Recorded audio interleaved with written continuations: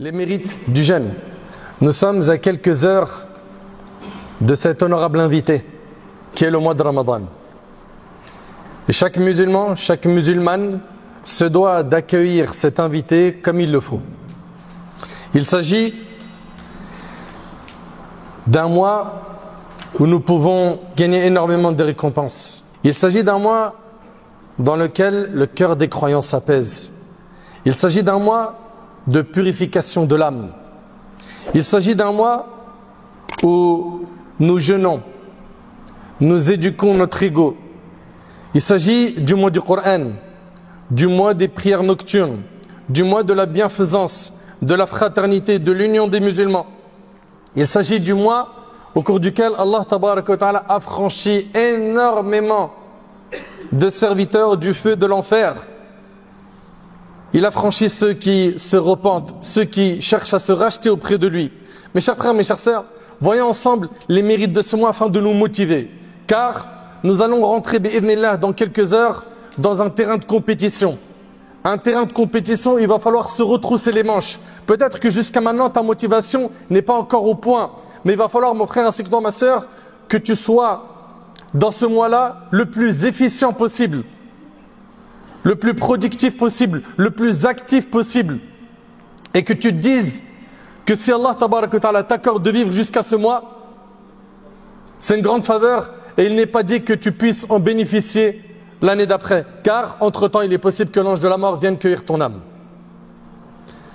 Donc, gardez en tête que si Allah nous accorde de vivre jusqu'à ce mois, il est possible que ce soit le dernier mois qu'on va jeûner. Qu'est-ce que nous allons présenter à notre Seigneur comme action? Ce mois-là arrive très rapidement. Et il part aussi rapidement qu'il est venu. Et comme ce mois va partir rapidement, il faut impérativement profiter de ce mois pour se ressourcer. Mes chers frères, mes chères sœurs, Allah Tabaraka wa Ta'ala nous a honorés par le jeûne du mois de Ramadan.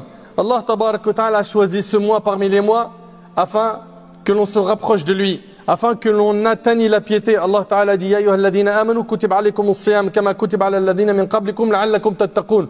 Ô vous qui avez cru, il vous a été prescrit le jeûne comme il a été prescrit aux communautés qui vous ont précédés, afin que vous atteigniez la piété. L'objectif de ce mois, c'est de ressortir de ce dernier avec le diplôme de la piété. La piété, c'est quoi? C'est de mettre entre toi et la colère d'Allah un mur. C'est de faire ce qui est obligatoire, délaisser les interdits. Et le paradis, il est réservé aux pieux. Donc nous avons un mois d'entraînement qui arrive dans pas longtemps, dans lequel il faut à tout prix ressortir pieux. Allah Tabaraka wa Ta'ala nous a choisi ce mois. Wa rabbuka yakhluqu ma yasha'u wa yakhtar. Allah Ta'ala, il dit: ton Seigneur crée ce qu'il veut et il choisit. Allah Subhanahu wa Ta'ala nous a honorés par ce mois. Ce mois dont les bienfaits ne peuvent pas être comptés. Ils sont trop nombreux. Ce mois-là, c'est le mois du Coran, c'est le mois du jeûne, c'est le mois de la bienfaisance. Allah Ta'ala, il dit: Shahru Ramadan alladhi unzila fihi al-Qur'an hudan lin-nasi wa bayinatin min al-huda wal-furqan. Le mois du Ramadan au cours duquel le Coran a été descendu. C'est pendant Ramadan que le Coran a été révélé. Et c'est la descente du Coran pendant ce mois qui a fait que ce mois a autant de valeur. Le mois de Ramadan au cours duquel le Coran a été descendu comme guide pour les gens. Le Coran, c'est un guide. Comme guide pour les gens et preuve claire de la bonne direction et du discernement. Il s'agit d'un mois plein de bénédictions. D'un mois où nous pouvons gagner beaucoup de récompenses. À nous de faire le nécessaire pour gagner un maximum de récompenses et faire partie des affranchis de l'enfer. Ce mois-là, nous sommes censés nous concentrer sur le jeûne, un jeûne de qualité. Un jeûne où on ne va pas jeûner qu'avec le ventre. Non, mes yeux vont jeûner du haram. Mes oreilles vont jeûner du haram. Il va falloir faire une cure. Et pas du fajr jusqu'au maghrib comme le font certains. Non, non, non, non, non. Même le soir. Le soir, tu es censé être en prière ou en lecture de Coran. Ou en faisant les deux adorations. Mais un soir où tu es dans la désobéissance et une journée où tu es dans l'obéissance, tu n'as pas compris l'objectif de ce mois. Tu as réussi dans la journée à te priver de manger et de boire pendant plus de 10 heures, cela montre que tu es fort. Si tu as réussi à te priver de manger et de boire, cela prouve que tu es capable de te priver du haram. Si tu as réussi de te priver du halal, c'est que tu es capable de te priver du haram. Et le prophète sallallahu alayhi wa sallam dans le hadith rapporté par l'imam al-Tabarani, selon Ubada radiyallahu anhu, qu'est-ce qu'il disait? Il disait le ramadan est venu à vous. Subhanallah, il annonçait ça aux compagnons comme étant une bonne nouvelle. Le ramadan est venu à vous, c'est un mois de bénédiction. Allah vous enveloppe de paix et il fait descendre la miséricorde. Il décharge des fautes et il exauce les demandes. Allah se vante de vous auprès de ses anges. Allahu Akbar. Wallahi, on ne réalise pas. Allah se vante de vous auprès de ses anges. Et il vous regarde rivaliser d'ardeur dans le bien. Montrez à Allah le meilleur de vous-même. Vous entendez ce qu'il dit le prophète sallam ici? Montrez à Allah le meilleur de vous-même. Et pour cela, il va falloir sacrifier beaucoup de choses. Sacrifier une partie de ton sommeil. Sacrifier cet amour que tu as pour la dunya. Sacrifier le confort dans lequel tu vis. Sacrifie, fais des efforts. Pourquoi? Pour justement purifier ton âme. Et Allah Ta'ala dit Qad aflaha man zakkaha, a certes réussi celui qui a purifié son âme. Montrez à Allah le meilleur de vous-même, car est bien malheureux celui qui est privé de la miséricorde d'Allah puissant et majestueux. C'est-à-dire quoi? Montrer à Allah le meilleur de nous-mêmes, c'est-à-dire qu'on va devoir faire beaucoup d'efforts pendant ce mois. Arullah min anfusikum khayra, montrez à Allah le meilleur de vous-même. Et dans le hadith rapporté par l'imam Ahmad, At-Tirmidhi et An-Nasa'i, le prophète sallallahu alayhi wa sallam a dit: le mois du Ramadan vous est venu. C'est un mois béni qu'Allah vous a imposé de jeûner. Durant ce mois, les portes des cieux sont ouvertes. Les portes de la géhenne sont fermées. Et les diables sont enchaînés. Les rebelles parmi les démons sont enchaînés. Dans ce mois, il y a une nuit qui est meilleure que 1000 mois. Il s'agit de quoi? De la nuit du destin, qui vaut mieux qu'une vie entière. Allahu Akbar. Et l'imam Ibn Hibban et Al-Hakim Ibn Majah et Al-Bayhaqi rapportent le hadith d'Abi Huraira que le prophète sallam a dit: toutes les nuits du Ramadan, un héros appelle. Ô toi qui veux du bien, accours. Toi qui veux faire le bien, toi qui veux réparer ta relation avec ton Seigneur Jalla wa Ala, accours, presse-toi, c'est maintenant. Écoutez bien, toutes les nuits du Ramadan, un héros appelle. Il y a un appel qui est lancé. Ô toi qui veux le bien, accours, viens vers ton Seigneur. Et ô toi qui veux faire du mal, cesse. Quand je pense qu'il y a des gens qui planifient du haram pendant ce mois, comment on va faire pour fumer notre drogue quotidienne? Comment on va faire pour continuer à faire tourner nos business haram? Comment je vais faire pour continuer la fornication et les relations illicites? Comment on va continuer le haram? Regardez le hadith, il dit quoi? Ô toi qui veux faire du mal, cesse. C'est maintenant que tu dois tirer le frein à main. Si tu ne le tires pas pendant Ramadan, quand est-ce que tu vas te réveiller? Quand? Et chaque soir, Allah a franchi de l'enfer un certain nombre de personnes. Mes frères, mes sœurs, wallahi je vous aime pour Allah. Et ce mois-là il est trop important. Il se peut que ce soit notre dernier. Mais vous réalisez ou pas? Avec un mois de Ramadan, on peut ressortir avec un repentir sincère. Et être une nouvelle personne. Tu peux gagner le paradis par ce jeûne, par les efforts que tu vas faire. Et il est possible que ce jeûne-là, pour toi, si tu assures pas, soit une source de regret et de remords le jour du jugement. Vous réalisez que c'est une ni'ma, c'est un bienfait de vivre jusqu'à ce mois? Qu'il y a énormément de récompenses à jeûner? Si on vous disait que dans quelques heures, tu vas pouvoir gagner des dizaines de milliers d'euros, est-ce que tu vas te préparer à aller gagner ces dizaines de milliers d'euros, oui ou non? Est-ce que tu vas être attentif à tout ce qu'il faut faire pour gagner ces sommes, oui ou non? Mais bien évidemment, s'il faut même tenir 48 heures sans dormir, 72 heures, je vais les tenir mes yeux avec mes doigts. L'essentiel, c'est que je passe pas à côté de quoi? De ces sommes astronomiques que je peux gagner. Mais là, on vous parle d'un paradis pour l'éternité, où tu t'en lasseras jamais. À ce point-là, le paradis, il n'a pas de valeur dans votre cœur. À ce point-là, l'euro, épargner, acheter, être proprio, c'est ce qui occupe votre esprit. Vous pensez qu'à ça, qu'à exister sur le net, qu'à être des stars, avoir de la visibilité sur les réseaux, il n'y a rien d'autre qui occupe votre esprit. Vous avez oublié que vous êtes ici sur terre pour un temps très court. La vie de la dunya, elle est temporaire. Comment sacrifier l'éternité pour une vie temporaire qui n'est même pas stable? Aujourd'hui tu ris, demain tu pleures. Aujourd'hui ça se passe super bien, demain ton moral il est KO, mort. Comment? Le prophète sallallahu alayhi wa sallam, à chaque fois qu'il faisait patienter ses compagnons, c'était avec le paradis. Patientez, oh la famille de Yasser, votre rendez-vous sera le paradis. La femme qui avait des crises d'épilepsie lui disait patiente, tu auras le paradis. Patientez, vous aurez le paradis. Maîtrisez votre ego face au haram, face aux obligations, car c'est dur de se réveiller pour subh quand il est à 5h et quelques du matin. C'est dur. Maîtrisez votre ego face au destin, face aux épreuves, face au malheur. Et le résultat, Jannah, c'est le paradis, et pour l'éternité. Un endroit que tu ne peux pas imaginer comment il est. Toi qui as vu des très belles images sur le net de gens qui ont passé des vacances exceptionnelles aux Maldives et ailleurs. Non, là il s'agit du paradis. Il est éternel, tu ne peux pas l'imaginer. Tu t'en lasseras jamais. Il n'y a aucune faille au paradis. Aucun problème de santé. Il n'y a plus de je vais chercher ma subsistance, je me lève le matin, 8h du mat, les bouchons, c'est terminé. Il n'y a plus de souffrance au paradis. Il n'y a pas de maladie. Il n'y a aucune faille, aucun défaut au paradis. Et vous êtes prêts à sacrifier ça pour ce bas monde? Quand je pense que certains sont prêts à sacrifier le paradis pour ce bas monde éphémère, qui ne vaut même pas auprès d'Allah l'aile d'un moustique. Oh toi qui veux du bien, accours, retrousse-toi les manches mon frère, retrousse-toi les manches ma sœur. Tu connais tes lacunes, tu connais tes défauts. Et par la grâce d'Allah tabarak wa ta'ala, si tu fais des efforts dans ce mois, tu peux ressortir très fort dans ta foi. Et oh toi qui veux faire du mal, cesse. Cesse. Mes frères, Allah yahfadkoum, s'il vous plaît, mes sœurs, ne planifiez pas du haram. Le soir, on va faire des lives sur TikTok et on va parler de ceci, on va parler de cela, que du haram. S'il vous plaît, craignez Allah. Comprenez que je veux votre bien. Si je suis en train de durcir le ton avec vous, c'est parce que malheureusement, il y en a, c'est pas des cœurs, c'est de la roche qu'ils ont. T'as beau leur dire, profite. Et ils vont passer le soir en bas de l'immeuble. Ils roulent des joints. Ils écoutent du son. Profite. Ils font des lives TikTok, ils font des lives sur Insta. Ils sont en train de créer des contenus pour occuper les gens et les éloigner du Coran et de la prière. C'est terrible.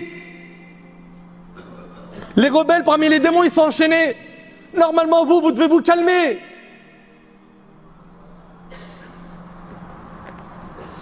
En jeûnant, tu gagnes beaucoup.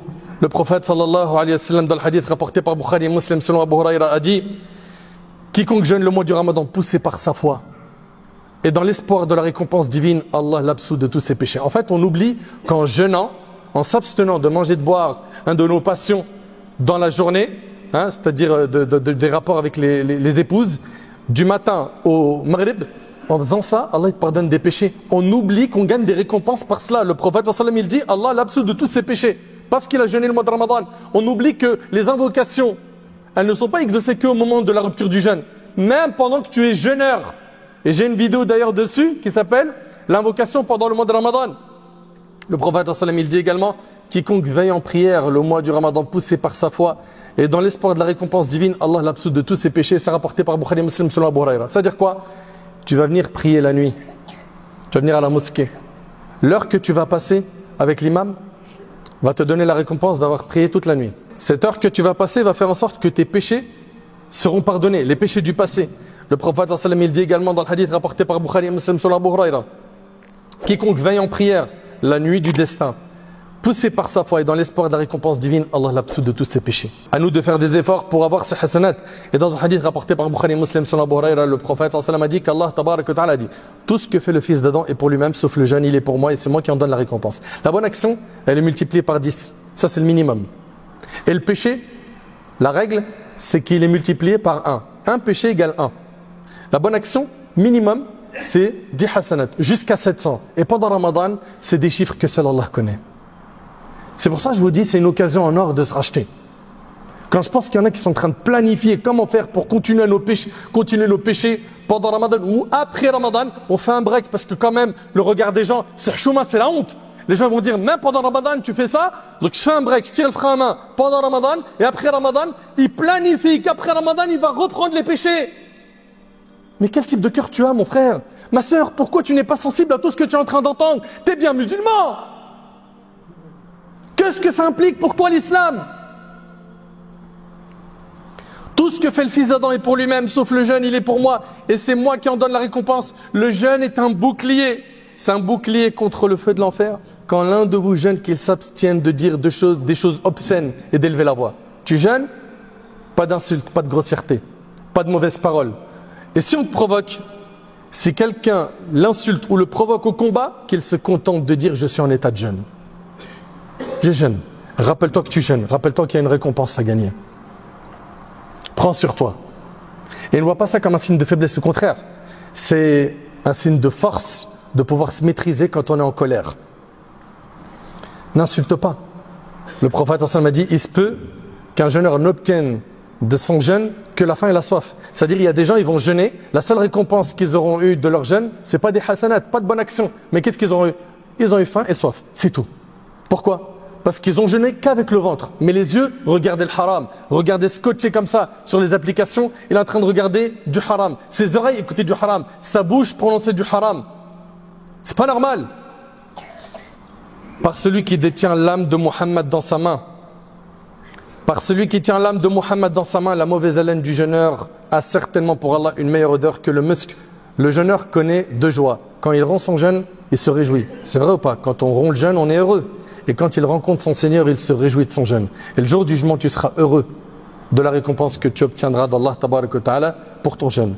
Et le prophète a dit dans un hadith rapporté par l'imam Ahmad rahimahullah al-Hakim, et ce hadith a été approuvé par l'imam al-Zahabi. Regardez ce qu'il dit le prophète. Le jeûne et le Coran intercéderont en faveur de leur auteur. Le jeûne et le Coran, ils vont intercéder en la faveur de leur auteur. Le jeûne dira au Seigneur, je l'empêchais de manger et de boire en journée. Laisse-moi intercéder en sa faveur. Le jeune, il va dire à Allah, le jour du jugement, je l'ai empêché de manger et de boire, de se tourner vers ses passions. Laisse-moi intercéder pour lui. Il vient pour te défendre le jour du jugement. Et le Coran dira au Seigneur, je l'ai empêché de dormir la nuit. Laisse-moi intercéder en sa faveur. Le prophète il dit, et ils auront la permission d'intercéder. Qui? Le Coran et le jeûne. La question, est-ce que le Coran il va intercéder en notre faveur pendant ce mois? Parce qu'il va intercéder envers qui? Au Seigneur, je l'empêchais de dormir la nuit. C'est-à-dire quoi? Il se concentrait à lire le Coran, à le méditer. Il faisait ça la nuit. Et pas que. Même en journée, c'est une action qui recommandait l'imam Shafi'i rahimallah.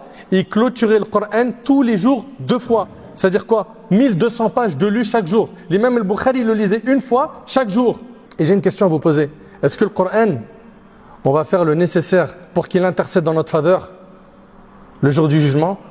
Ou est-ce qu'on sera tellement occupé avec nos écrans que le Coran il aura très peu de place dans nos 24 heures? Tu seras occupé à faire quoi? À regarder tes applications, des stories, la politique, la PlayStation, Netflix. Aïb. Wallah, c'est honteux. C'est honteux. Pendant ce mois, tu ne cherches pas à te rapprocher du Coran? Tu ne veux pas l'intercession du Coran? Remettons en question. Délaissons donc le confort de dormir beaucoup, de manger beaucoup. Ce n'est pas un mois pour manger beaucoup. Et c'est pour ça même, je vous invite à faire très attention aux invitations. Les 30 jours, il y a des invitations. Ici, on va aller, ici, ils vont venir, ici, on va partir, ici, ils vont venir, doucement. À la fin, qui paye le prix? Madame, qui passe très peu de temps dans les adorations parce qu'il y a peut-être des enfants, il y a la maison, il y a à manger, il y a toujours des invités. Toi, tu profites, tu finis de manger, tu vas à la mosquée. Ça, c'est dans le meilleur des mondes. Et elle est mskina, occupée jour et nuit.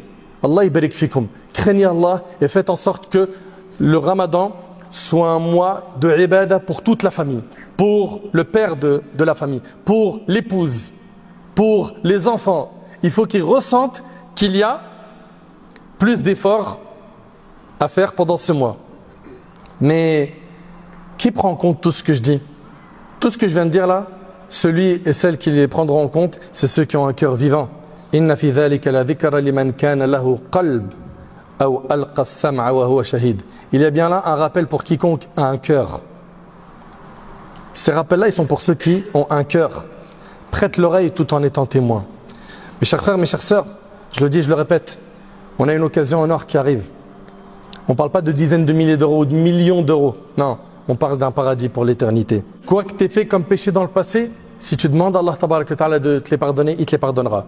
Allah tabarak wa ta'ala dans le hadith rapporté par Tirmidhi, selon Anas, il dit, Allah ta'ala il dit, ô fils d'Adam, tant que tu m'invoques et tu espères en moi, je t'absoudrai malgré ce qui s'est produit de toi et je ne m'en soucierai pas.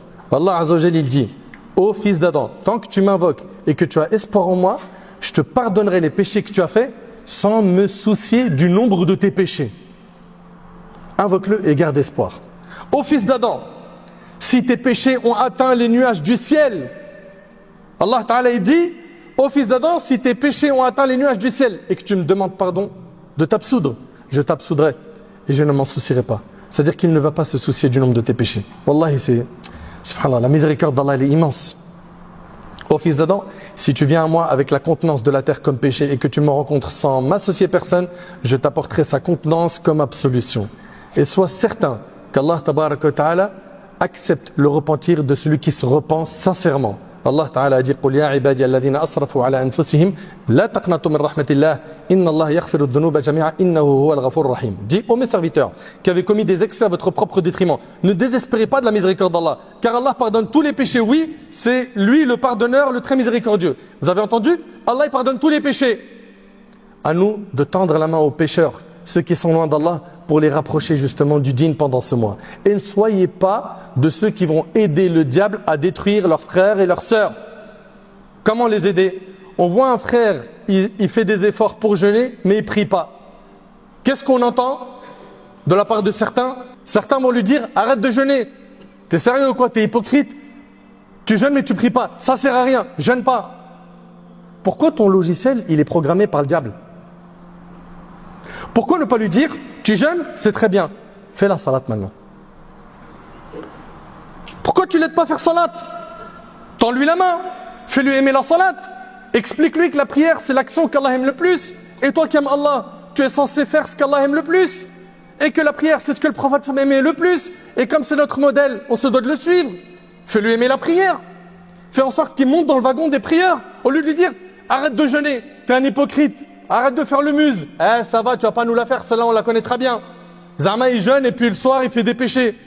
Dis-lui arrête de faire les péchés, continue le jeûne. Certains ont des logiciels programmés par Satan. Ça serait bien que vous configurez votre cerveau, votre manière de penser, selon le Coran et la Sunna du prophète alayhi salatu wassalam. Vous qui prétendez être musulmans. Et puis, si jamais mon frère, il jeûne, et il ne fait pas salat, on fait preuve de patience, de douceur. Et on essaye de l'aider à changer de fréquentation, car ça, c'est un point hyper important pour la réforme de la personne. De l'aider et de faire dua pour lui. Également, le prophète sallam a dit, dans le hadith rapporté par l'imam Muslim, selon Abu Musa al-Ash'ari, Allah le Très-Haut étend sa main la nuit pour agréer le repentir du pécheur du jour et étend sa main le jour pour agréer le repentir du pécheur de la nuit, et cela jusqu'à ce que le soleil se lève de l'Occident. Ô toi qui as été insouciant, toi qui as été loin d'Allah pendant longtemps, reviens vers Allah. Rappelle-toi que ce bas monde est éphémère et que tôt ou tard tu vas rencontrer Allah. Et rappelle-toi que un jour tu seras dans ta tombe. Et le prophète m'a dit, la tombe c'est la première station du jour du jugement. Ne perdez pas l'occasion de Ramadan. Ne vous occupez pas à faire autre chose que ce qui vous rapprochera d'Allah tabaraka wa ta'ala et vous fera gagner le paradis éternel. Investissez-vous pour ce jour où Allah ta'ala il dit يَوْمَ لَا يَنْفَعُ مَالٌ وَلَا بَنُونَ إِلَّا مَنْ أَتَى اللَّهَ بِقَلْبٍ سَلِيمٍ. Le jour où ni les biens ni la famille ne seront d'aucune utilité sauf celui qui se présente à Allah avec un cœur saint. Avec un cœur saint. Et on a dit au début de la khutbah qu'Allah ta'ala a dit لَعَلَّكُمْ تَتَّقُونَ. On jeûne pour être pieux. Et le prophète sallam a dit il a dit la piété elle se trouve ici et il a montré avec son doigt le cœur. C'est-à-dire qu'en fait l'objectif de ce mois c'est de purifier notre cœur. Et rappelez-vous, Allah a dit le jour où ni les biens ni la famille ne seront d'aucune utilité sauf celui qui se présente à Allah avec un cœur saint. On a trop misé sur les apparences en abandonnant le cœur pendant longtemps. À nous de changer la donne et de faire le nécessaire pendant ce mois béni pour être de meilleures personnes. Pour cela, il va falloir que tu t'organises, que tu te fixes des objectifs. Tu veux quoi de ce mois de Ramadan? Qu'est-ce que tu recherches de ce mois?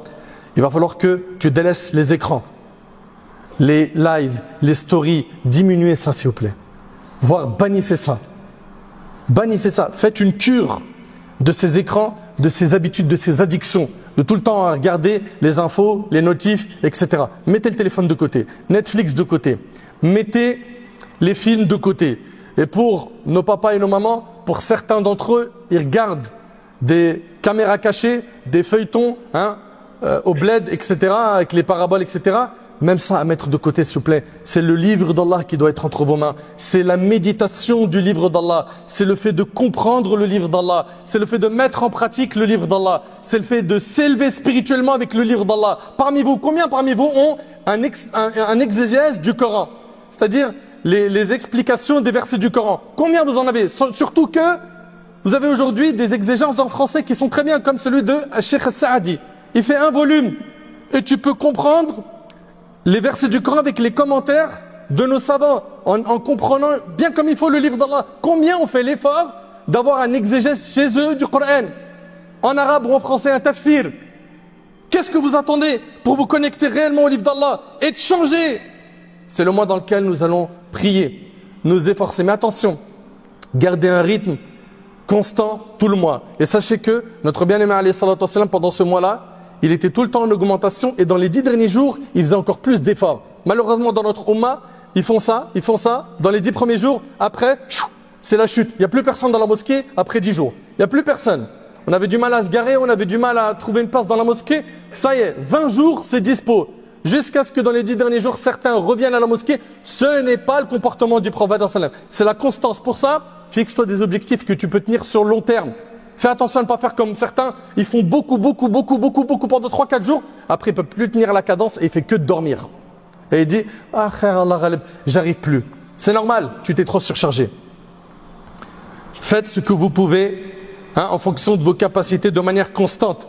Multiplions l'istighfar, le dhikr, le fait de demander pardon à Allah, d'évoquer Allah, le repentir sincère. Et sachez que c'est une occasion en or. Et personne n'a la garantie de vivre jusqu'à le ramadan prochain, ni celui d'après, ni ceux d'après. C'est pour cela, ne perdons pas cette occasion. Il va partir très vite et certains vont dire Alhamdulillah, on a fait des efforts, qu'Allah il accepte. Et d'autres vont dire Wallah, je suis dégoûté. Comme tous les ans il est passé, j'ai rien fait. Ne soyons pas de cela. On implore Allah tabaraka ta'ala de nous accorder de vivre jusqu'à ce mois béni. On implore Allah tabaraka ta'ala de nous faire sortir de ce mois en étant pieux. On implore Allah tabaraka ta'ala de nous aider dans l'accomplissement des bonnes actions, dans le fait de multiplier les prières surrogatoires, dans le fait de multiplier les lectures du Coran et leur méditation. Et bien évidemment, ceux qui jusqu'à maintenant n'ont pas encore soudé les actes obligatoires, à savoir la prière et le jeûne, courage, allez-y. Retroussez-vous les manches et pensez au paradis qui nous attend. Qu'Allah tabaraka ta'ala améliore notre situation. Qu'Allah subhanahu wa ta'ala nous accorde une bonne fin.